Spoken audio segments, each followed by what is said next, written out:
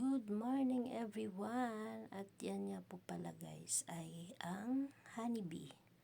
Yes, honeybee. Ano ba yun sa Tagalog? Hindi ko alam.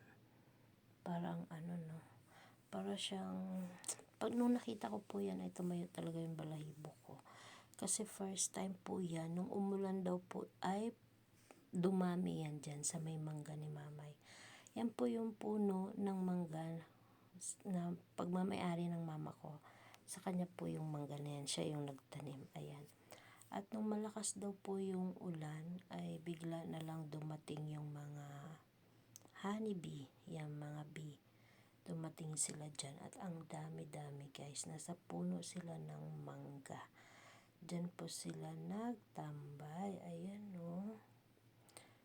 Pero hindi naman sila nangangagat or nananakit kasi dyan naman kami sa baba nakaupo niya ng mangga at nandyan lang sila sa taas at ang ingay-ingay namin hindi naman din sila pumupunta sa amin. Ayan o, close up natin siya, ayan. At nung palang paggabi na ay pag may ilaw yung bahay, pumapasok siya doon pero nasa mga ilaw lang siya, hindi naman siya umaalis.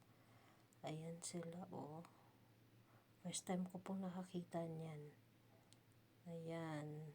Thank you so much. Ayan, tumatayo yung balahibo ko niyan guys nung nakita ko. Kasi parang iba, kakaiba. Ayan. Thank you so much everyone. Maraming salamat. Ayan, yung honeybee. MG.